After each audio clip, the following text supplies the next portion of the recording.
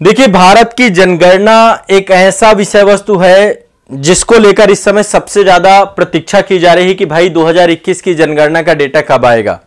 लेकिन अभी तक तो यह जनगणना का डेटा नहीं आया है, बल्कि उसकी जगह पे कल एक रिपोर्ट आई थी, संयुक्त राष्ट्र के द्वारा जारी की गई थी और संयुक्त राष्ट्र जनसंख्या कोष के द्वारा यह रिपोर्ट जारी की गई। और इस रिपोर्ट के तहत एक बहुत सनसनीखेज जो है रिपोर्ट है अपने आप में, जिसके तहत यह बोला गया कि दुनिया में भारत नंबर 1 देश हो चुका है आबादी के मामले में। बड़ा सरप्राइजिंग था ये रिपोर्ट देख करके, मैं भी बहुत सरप्राइज हुआ।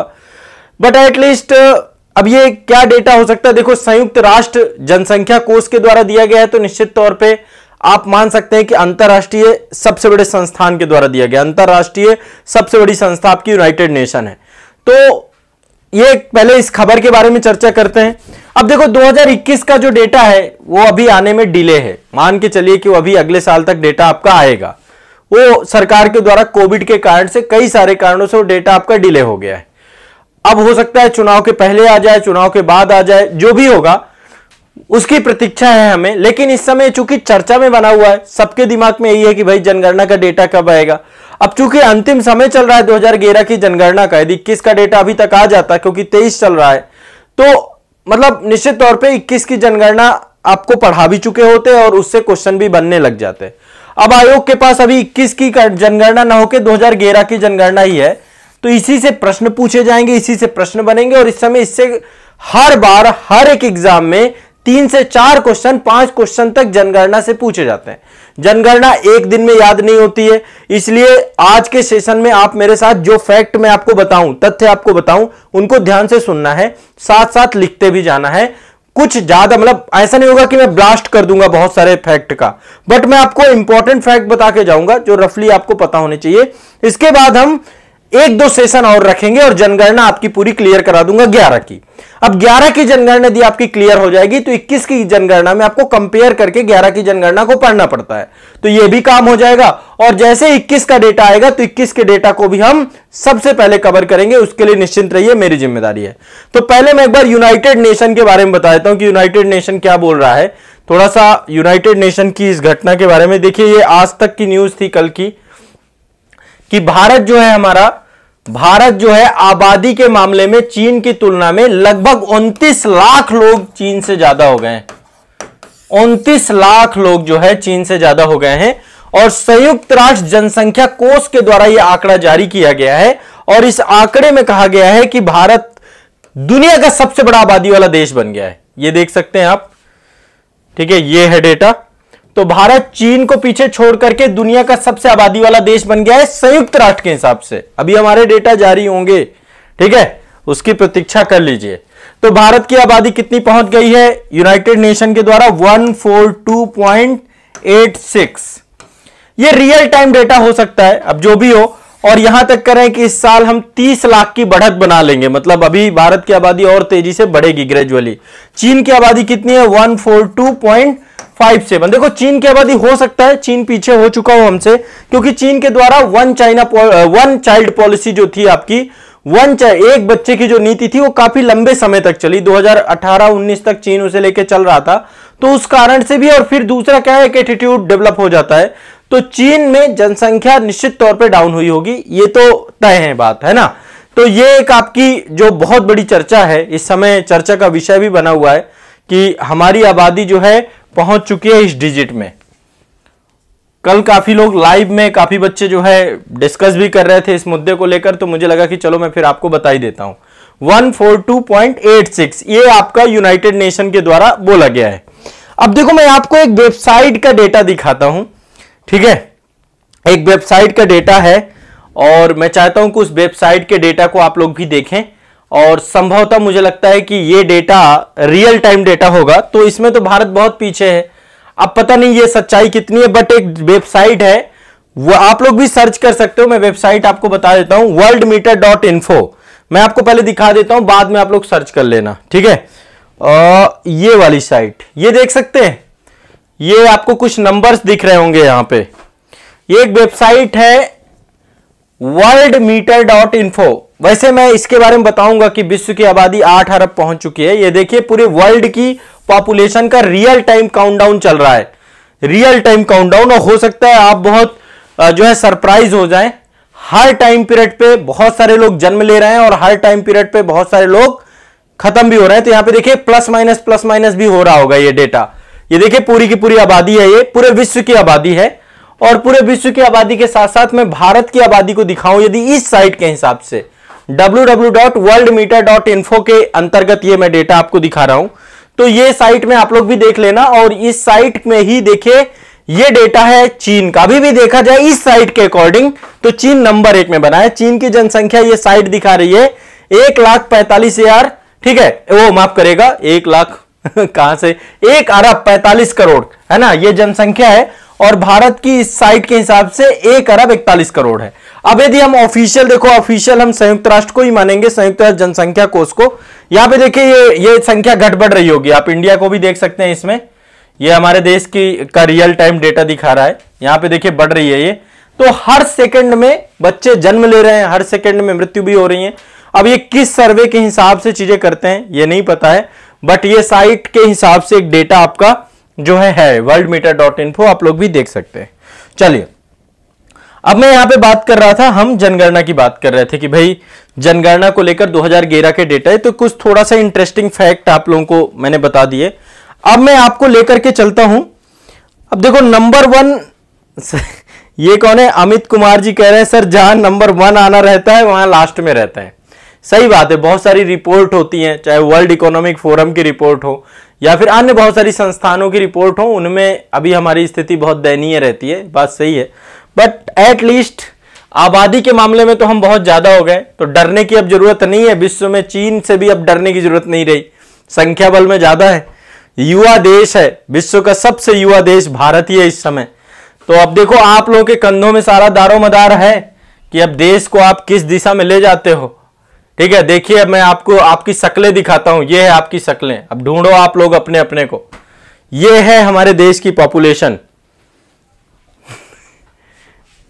देख सकते हैं आप, लैंड बहुत कम है, जनसंख्या बहुत ज्यादा है। अभी वो सारा डेटा मैं डिस्कस करूंगा आप सभी के साथ। क्षेत्रफल बहुत कम है, क्षेत्रफल में 7वां स्थान है और जनसंख्या में 2011 के हिसाब से दूसरा स्थान था। अब शायद पहला हो जाए, 21 की जनगणना आ जाए तो सरप्राइजिंग हो जाए। तो ये देख रहे हैं, अब देखो ऐसा नहीं है, इस देश में यदि इस जनसंख्या का सही सदुपयोग कर लिया जाए तो शायद हमसे पावरफुल कोई नहीं बने।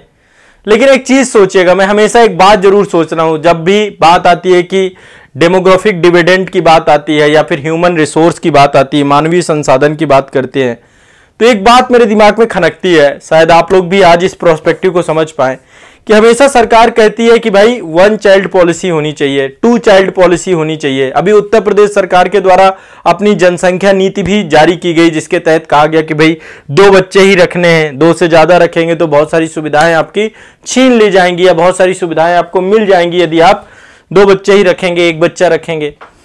तो मुझे कई बार ये लगता है कि इतनी बड़ी आबादी वाला देश है हमारा, संसाधन सीमित हैं और हम हमेशा ये एक स्वप्न, दीवा स्वप्न देखते रहते हैं कि बहुत बड़ी आबादी है, हम बहुत कुछ कर लेंगे, इस आबादी को ह्यूमन रिसोर्स में बदल देंगे। यदि ऐसा संभव होता तो सरकारें क्या करती, लोगों को भी बोलती कि भैया आप भी 5-5, 6-6, 10-10 बच्चे रखिए और ह्यूमन रिसोर्स में कन्वर्ट हो जाएंगे। सरकार क्या कर रही है कि 1 बच्चा ही जरूरी है, 2 बच्चे ही जरूरी है। परिवार नियोजन बहुत मस्ट है और जनसंख्या में नियंत्रण करना बहुत जरूरी है, नहीं तो क्या होगा, संसाधनों में भार बढ़ेगा। तो यदि परिवार के स्तर पे आप मैनेज नहीं करते तो एक राष्ट्र के स्तर पे भी आप देखा जाए, एक राष्ट्र एक बड़ी संस्था है, बड़ी इकाई है, तो निश्चित तौर पे इतनी बड़ी आबादी मैनेज करना अपने आप में बहुत बड़ी चुनौती है, संसाधनों के ऊपर अतिरिक्त दबाव है, इसलिए सरकार की बात को मानना बहुत जरूरी है।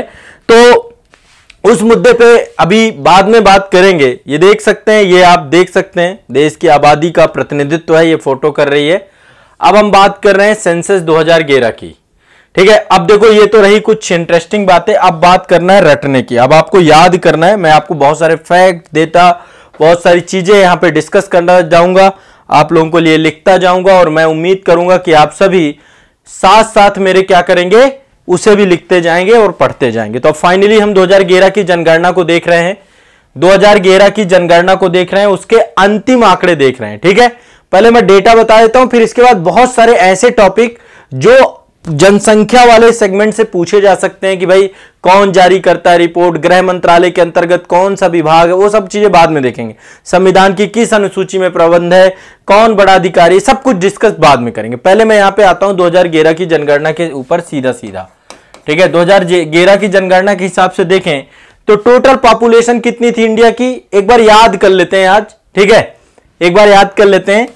1 अरब 21 करोड़ 08, मोबाइल नंबर की तरह याद करेंगे, 8,54,977 ये टोटल आबादी है। एक मोबाइल नंबर की तरह याद कर सकते हो आप। ठीक है, 121 करोड़ वैसे आमतौर पे बोला जाता है, अब ये 140 करोड़ तो पार कर चुकी है। ठीक है, अभी देखो 2021 के जनगणना में हमें पता चलेगा लगभग 140 के आसपास रहने वाली है। तो ओवरऑल एक अच्छा खासा ग्रोथ, ऐसा भी नहीं है कि ग्रोथ नहीं हुई है, अच्छी खासी ग्रोथ हुई है। तो 1 अरब 21 करोड़ 8,54,977 ये भारत की जनगणना है 2011 के टोटल के माध्यम। ठीक है, अब मैं यहां पे देखो पुरुष आबादी और महिला आबादी में परसेंटेज का यूज करूंगा। टोटल पुरुष कितने हैं, संख्या नहीं लिखूंगा, लेकिन संख्या में कंफ्यूज हो जाओगे, बहुत जगह पे संख्या और संख्या की जरूरत भी नहीं है, रफली आइडिया ये आप लोगों को दिए दे रहा हूं। पुरुष आबादी टोटल है आपकी 51.47% पुरुष है। महिला आबादी की बात करें तो टोटल 48.53 महिला आबादी है। ये महिला आबादी है और ये पुरुष आबादी, दो डेटा तो ये याद कर लो साथ में। ठीक है, लिखते जाओ भाई सभी लोग, ये लिखते जाना है, भूलना नहीं है, जब आप लिखोगे तभी याद रहेगी ये। ठीक है, 2011 की जनगणना पढ़ा रहा हूं। पुरुष आबादी है 51.47% और महिला आबादी है 48.53%। एक काम करना, एक पूरे कागज में लिख करके जहां पे सबसे ज्यादा समय व्यतीत करते हो, चलते फिरते उठते बैठते टेबल में या तो चिपका लो, वहां पे नजर पड़ती रहे, याद हो जाएगा। एक एक डेटा डेली 3-3 4-4 बार देखोगे तो याद हो जाएगा, इतना बड़ा इशू नहीं है।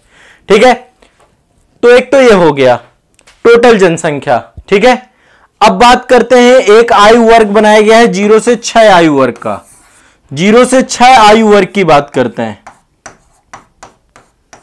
0 से 6 आयु वर्ग की बात करते हैं। तो 0 से 6 आयु वर्ग की जनसंख्या कितनी है टोटल, 0 से 6 आयु वर्ग की जनसंख्या है 13.6%। 13.6% टोटल जनसंख्या का 13.6% 0 से 6 आयु वर्ग के बच्चों का है। ठीक है, अब यहां पे अगला डेटा बता रहे हैं नगरीय जनसंख्या कितनी है, नगर में कितने लोग रहते हैं और गांव में कितने लोग रहते हैं। तो ग्रामीण जनसंख्या और नगर की जनसंख्या दोनों अलग अलग है। ग्राम में रहने वाली जनसंख्या और तो गांव में रहने वाले लोगों की संख्या 31.1। पहले तो ये आप लिख लो, 31.1% लोग क्या है, नगर में रहते हैं। ठीक है, 2011 की जनगणना के अनुसार से अब बढ़ गया होगा आपको। ठीक है, अब देखिए ये जो जनसंख्या है इसको कंपेयर करना पड़ता है हमें 2001 की जनगणना से हमेशा। अब जैसे 2011 की जनगणना को 2021 की जनगणना जब आएगी ना, तो उसको हम 2011 की जनगणना के साथ कंपेयर करेंगे।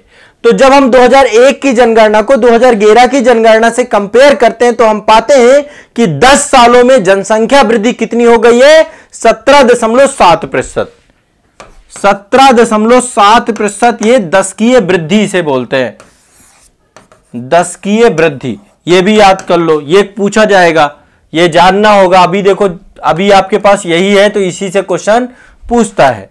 दशकीय जनसंख्या वृद्धि, जनसंख्या वृद्धि, तो दशकीय वृद्धि कितनी हुई है, 17.7। अब फिर से एक बार बता देते हैं, टोटल जनसंख्या है 1 अरब 21 करोड़ 8,54,977। ठीक है, पुरुष आबादी कितनी है 51.47, महिला आबादी कितनी है 48.53। ठीक है, इसमें से दशकीय जनसंख्या वृद्धि कितनी है 17.7। नगर में रहने वाले लोग कितने हैं 31.1। इतना तो रफली आपको याद ही कर लेना है, इतना डेटा आपके दिमाग में बैठ जाना चाहिए। ठीक है, अब बात कर रहे हैं कि अच्छा दशकीय जनसंख्या वृद्धि इतनी है तो एक वर्ष में जनसंख्या वृद्धि कितनी हुई होगी। तो एक वर्ष में जनसंख्या वृद्धि हुई है 1.64%। ये एक वर्ष की जनसंख्या वृद्धि है। ठीक है, औसतन है, एक तरीके से औसतन ही है ये सारी चीजें। तो टोटल 10 साल में जनसंख्या वृद्धि 2001 से 2011 के बीच में 17.7% और प्रति वर्ष के हिसाब से देखें तो 1.64%। ठीक है, चलो रफली देखो, मैं बहुत आपको इंपॉर्टेंट डेटा बता रहा हूं। लिंगानुपात कितना है? लिंगानुपात कितना है? लिंगानुपात है 943। लिंगानुपात क्या होता है? 1000 पुरुषों में महिलाओं की संख्या कितनी है? तो महिलाओं की संख्या है 943 1000 पुरुषों में, कि ठीक है 943 याद कर लो 943। साक्षरता दर की बात करते हैं। साक्षरता दर कितनी है? साक्षरता दर 73% साक्षरता दर, 73% साक्षरता दर है। इसमें भी पुरुष और महिला दो कैटेगरी निकलते हैं कि पुरुष कितना पढ़े हैं, महिला कितने पढ़े हैं। पुरुष साक्षरता और महिला साक्षरता। ठीक है, पुरुष साक्षरता की बात करें तो 80.9% है, 80.9% पुरुष साक्षरता। महिला साक्षरता की बात करें तो 64.6% है। टोटल साक्षरता है 73%। कितनी है? 73%। अब बढ़ जाएगा डेटा, नया आएगा तो पुरुष साक्षरता 80.9%, महिला साक्षरता 64.6%। लिखते जाना, यदि लिख लोगे तो ज्यादा याद हो जाएगा। ठीक है, जन घनत्व की बात कर लेते हैं। जन घनत्व कितना है? जन घनत्व कितना है? 382 किलोमीटर स्क्वायर, यानी 1 किलोमीटर के दायरे में 382 लोग निवास कर रहे हैं। डेंसिटी जन घनत्व 382। अब पहले इतना डेटा को हजम करो, ये जितना मैंने बताया। टोटल कितनी है? 1,21,08,54,977। ये टोटल है 2011 की जनगणना के अनुसार से। अंतिम आंकड़े हैं। पुरुष की बात करें तो पुरुष आपके कितने हैं? 51.47% पुरुष, 48.53% महिला। ठीक है, इसके बाद 0 से 6 आयु वर्ग के बच्चों की संख्या कितनी है? 13.6। इसके बाद नगरों की बात करें तो नगरीकरण है 31.1। यहां पे बात थी दशकीय वृद्धि दर 17.7, वार्षिक वृद्धि दर 1.64। इसके बाद ये लिंगानुपात है 943, साक्षरता दर है 73, पुरुष साक्षरता 80.9 और महिला साक्षरता है 64.6 और जन घनत्व है 382। अब डेटा बहुत आ गया, बहुत सारे नंबर्स आ गए, बहुत सारे संख्या आ गए, कोई दिक्कत नहीं है, याद हो जाएगा, घबराओ मत। एक दो बार देख लेना, ठीक है, ठंडा पानी पीना, एक दो बार देख लेना, याद हो जाएगा, घबराना नहीं है। ठीक है, एक दो बार आंखों के सामने रखना है, चलते फिरते यही आपके दिमाग में आएगा, सब याद होगा, ऐसे कैसे नहीं याद होगा। चलो अब थोड़ा सा मैं कुछ फैक्चुअल चीज बता रहा हूं। सब जानते हैं सबसे बड़ा राज्य कौन सा है क्षेत्रफल में? सबसे बड़ा राज्य है क्षेत्रफल में राजस्थान। ठीक है, 2011 के हिसाब से। सबसे छोटा राज्य कौन सा था? गोवा। ये भी रफली आप सभी जानते हैं। ठीक है, राजस्थान के बाद कौन सा? वो एमपी, फिर आपका है महाराष्ट्र और फिर है आपका यूपी। टॉप 4 स्टेट ये हैं आपके। नंबर 1 राजस्थान, नंबर 2 मध्य, ये क्षेत्रफल के आधार की बात कर रहे हैं, राजस्थान, मध्य प्रदेश, महाराष्ट्र और यूपी। चौथे नंबर पे यूपी है। सबसे छोटा स्टेट गोवा, क्षेत्रफल के आधार पे। अच्छा, सबसे बड़ा केंद्र शासित प्रदेश कौन सा है? अंडमान निकोबार द्वीप समूह। अंडमान एंड निकोबार आपका सबसे बड़ा है केंद्र शासित प्रदेश। सबसे छोटा केंद्र शासित प्रदेश कौन सा था? लक्षद्वीप। लक्षद्वीप। ये बेसिक बातें हैं, रफली याद होनी चाहिए, सेंसस के अंतर्गत ही आती हैं आपकी, ध्यान रखना है। ठीक है, ये तो हुआ आपका क्षेत्रफल के दृष्टिकोण से। सबसे बड़ा राजस्थान, सबसे छोटा गोवा, सबसे बड़ा यूटी आपका अंडमान और सबसे छोटा आपका लक्षद्वीप। जनसंख्या की दृष्टि से सबसे बड़ा यूपी, सबसे ज्यादा जनसंख्या हमारे उत्तर प्रदेश में है। ठीक है, सबसे छोटा है सिक्किम, ये भी याद रखिएगा, इससे भी क्वेश्चन पूछा गया है। सबसे छोटा है सिक्किम, क्षेत्रफल में गोवा और जनसंख्या में सिक्किम। क्षेत्रफल के आधार पर सबसे बड़ा केंद्र शासित प्रदेश कौन सा है? केंद्र शासित प्रदेश क्षेत्रफल के आधार पे दिल्ली, वो जनसंख्या के आधार पे, माफ करिएगा, जन क्षेत्रफल के आधार पे तो अंडमान निकोबार द्वीप समूह है, पर जनसंख्या के हिसाब से दिल्ली है। दिल्ली का जनघनत्व तो सबसे ज्यादा है पूरे भारत में। ठीक है, और सबसे छोटा केंद्र शासित प्रदेश यहां पे जनसंख्या के आधार पे भी लक्षद्वीप है। लक्षद्वीप में सबसे कम आबादी रहती है, सबसे कम आबादी रहती है लक्षद्वीप से। देखो रफली डेटा है, सब आपको याद करते रहना है। ठीक है, तो अब यहां पे एक बार देखते हैं जनसंख्या के हिसाब से टॉप यदि स्टेट देखें तो नंबर 1 में आपका यूपी है, फिर आपका महाराष्ट्र है, इसके बाद हमारा बिहार है। बिहार किसी से कम नहीं, बिहार। और बिहार के बाद है वेस्ट बंगाल। ये 4 आपको इसके भी याद रखना है, टॉप 4। क्षेत्रफल के आधार पर टॉप 4 मैंने बताए थे। पहले नंबर पे राजस्थान, फिर मध्य प्रदेश, फिर महाराष्ट्र और फिर यूपी। जनसंख्या के हिसाब से पहले यूपी, यूपी के बाद महाराष्ट्र, महाराष्ट्र से बिहार, बिहार के बाद वेस्ट बंगाल। ठीक है, 5वें नंबर पे आंध्र प्रदेश है, एपी है। अब आंध्र प्रदेश का चूंकि 2014 में बदलाव हो गया तो अभी डेटा नया आएगा, इसलिए 4 याद रखने हैं आपको, 4 याद रखने हैं। ठीक है, टॉप 4 यहां पे याद रखने हैं। क्लियर है, स्पष्ट है जनसंख्या की दृष्टि से। और केंद्र शासित प्रदेश की बात करें कि टॉप केंद्र शासित प्रदेश क्या होगा, तो पॉपुलेशन के आधार पे नंबर 1 पे दिल्ली है हमारा, नंबर 2 पे पुदुचेरी है, पुदुचेरी। ठीक है, 3 राज्यों में फैला हुआ है। फिर है आपका चंडीगढ़, चंडीगढ़। ठीक है, और इसके बाद है आपका अंडमान निकोबार द्वीप समूह, अंडमान एंड निकोबार। ये पॉपुलेशन के आधार पे टॉप 4 बता दिए मैंने आपको, पॉपुलेशन के आधार पे टॉप 4 बता दिए। ठीक है, अब चलो लिंगानुपात की बात करते हैं। सबसे ज्यादा लिंगानुपात है केरल में, सबसे ज्यादा लिंगानुपात है केरल में। भारत का लिंगानुपात कितना बताया था मैंने आपको, 943, 943। केरल में सबसे ज्यादा लिंगानुपात है, केरल कितना है, 1084, 1084। 1000 पुरुषों में 1084 महिलाएं हैं। सबसे कम लिंगानुपात क्या है, ये सब 2013 की जनगणना से ये सर्वाधिक है। सबसे कम की बात करें तो सबसे कम है हरियाणा में, हरियाणा। ठीक है, हरियाणा का कितना है, 889, 879। वैसे इसकी तस्वीर 10 साल में बदली है। ठीक है, प्रधानमंत्री जी के द्वारा यहीं से बहुत सारी योजनाएं चालू की गई जो कि महिलाओं को लेकर के है। बेटी पढ़ाओ बेटी बचाओ योजना यहीं से चालू की गई, सुकन्या समृद्धि जीवन, बहुत सारी योजनाएं महिलाओं के यहां से चालू की गई।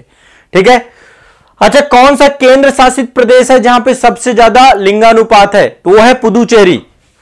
पुदुचेरी का लिंगानुपात सबसे ज्यादा है। केंद्र शासित प्रदेश यूटी की बात करें यदि हम लिंगानुपात में, तो पुदुचेरी का लिंगानुपात है 1037, 1037।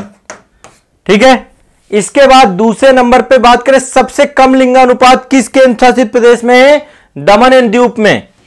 सबसे ज्यादा और सबसे कम है दमन एंड दीव में, दमन एंड दीव। ठीक है, तो ये आपको लिंगानुपात के डेटा याद करना है। सबसे ज्यादा लिंगानुपात क्लियर हो गया, सबसे कम लिंगानुपात हरियाणा, सबसे ज्यादा केरल, यूटी में सबसे ज्यादा पुदुचेरी, सबसे कम दमन दीव। ठीक है, हाँ रटते जा रहे हो, बहुत बढ़िया, सुपर सुपर। हाँ ठीक है। अच्छा एक होता है शिशु लिंगानुपात, शिशु लिंगानुपात। सबसे कम शिशु लिंगानुपात है आपका हरियाणा में, सबसे ज्यादा अरुणाचल प्रदेश में है। देखो शिशु का मतलब है 0 से 6 वर्ष, शिशु मतलब 0 से 6 वर्ष। 0 से 6 वर्ष का जो शिशु लिंगानुपात है सबसे ज्यादा है आपका अरुणाचल प्रदेश में, सर्वाधिक है अरुणाचल प्रदेश, अरुणाचल प्रदेश। ध्यान रखिएगा, ये शायद आपको डेटा याद ना हो लेकिन फिर भी मैं आपको याद करा दे रहा हूं। सबसे ज्यादा शिशु लिंगानुपात कहां पे है, अरुणाचल प्रदेश में 972 है ये। ठीक है, और सबसे कम कहां पे है, हरियाणा में। याद रखिएगा सबसे कम है हरियाणा में, हरियाणा में। हम यूटी की बात करें यदि केंद्र शासित प्रदेश की बात करें तो शिशु लिंगानुपात केंद्र शासित प्रदेश में सबसे ज्यादा है अंडमान निकोबार द्वीप समूह में, अंडमान एंड निकोबार द्वीप समूह। ठीक है, अंडमान निकोबार द्वीप समूह में सर्वाधिक है। और सबसे कम की बात करें कि सबसे कम कहां है, तो सबसे कम है आपका दिल्ली में। ठीक है, सबसे कम है आपका दिल्ली में, यह आपको याद करना है। सभी को इतना क्लियर हो गया। ये देखो लिंगानुपात में इतने से ही पूछ लेगा जो पूछना होगा, ज्यादा हमें यहां पे कोई रॉकेट साइंस नहीं पढ़ना है। ठीक है, बहुत ज्यादा रॉकेट साइंस के चक्कर में नहीं रहना है। इतना क्लियर हो गया सभी का लिंगानुपात। अब चलो अगले डेटा पे चलते हैं। लिंगानुपात के बाद अगला चलते हैं जनघनत्व की बात करते हैं। इससे क्वेश्चन बहुत पूछता है, फेवरेट टॉपिक है आयोग का। तो 2011 की जनगणना के हिसाब से सबसे ज्यादा जनघनत्व किसका है, राज्यों में सर्वाधिक जनघनत्व, सर्वाधिक जनघनत्व सबको ही पता होगा बिहार राज्य। बिहार राज्य में 1 किलोमीटर के दायरे में 1106 लोग रहते हैं, 2011 की जनगणना के हिसाब से सर्वाधिक, सबसे कम कहां पे है? अरुणाचल प्रदेश में। अरुणाचल प्रदेश में 1 किलोमीटर के दायरे में केवल 17 लोग रहते हैं। सर्वाधिक जनघनत्व आपका केंद्र शासित प्रदेश की बात करें तो यूटी में सबसे ज्यादा है आपका दिल्ली में। कहां पे? दिल्ली में। पूरा भारत दिल्ली आ चुका है। कितना है जनघनत्व दिल्ली का? दिल्ली का जनघनत्व है 11,320। 1 किलोमीटर के दायरे में 11,320 लोग रहते हैं दिल्ली में। सोचिए, आप दिल्ली में कहीं भी खड़े हो जाइए, मुखर्जी नगर में कहीं पर भी, तो धीरे धीरे लोग ही आपको धक्के मार मार के ही ले जाएंगे। तो सर्वाधिक केंद्र शासित प्रदेश दिल्ली में लिंग जनघनत्व, ठीक है। और सबसे कम जनघनत्व किस केंद्र शासित प्रदेश में है? यह सर्वाधिक हो गया। सबसे कम यूटी की बात करें तो अंडमान निकोबार। बहुत सारे द्वीप वीरान पड़े हैं यहां पे, 46 है ओनली, 46, ठीक है। यह हो गया आपका एक रफली जनघनत्व का डेटा। इतना ही पूछा जाएगा जनघनत्व से, इतना ही आएगा, रट लो, बस इतना ही करना है, ज्यादा नहीं करना। चलो साक्षरता की बात करते हैं। साक्षरता की बात करते हैं। साक्षरता 2011 की जनगणना के हिसाब से सबसे ज्यादा साक्षर जिला का स्टेट कौन सा है? कौन सा सबसे ज्यादा साक्षर है? सर्वाधिक साक्षरता है आपकी केरल में। केरल सबसे साक्षर है, 94% साक्षरता है केरल में। इस बार हो सकता है 100% पार कर जाए, हो सकता है, मतलब कोई वो नहीं है, 94 तो ज्यादा ही रहेगी।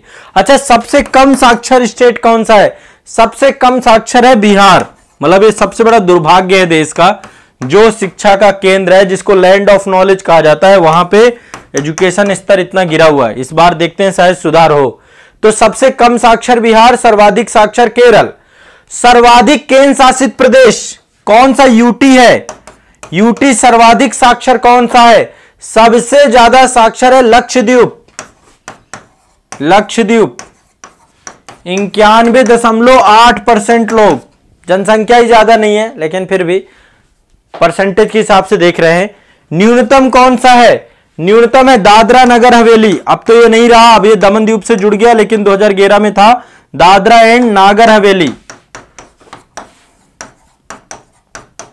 सबसे कम है ये यूटी में, ठीक है, 76.2, ठीक है। अब इसको ध्यान कर लो। सर्वाधिक साक्षरता केरल 94, बिहार सबसे कम, यूटी में लक्षद्वीप और दादरा नगर हवेली। चलो ये हो गए आपके डेटा।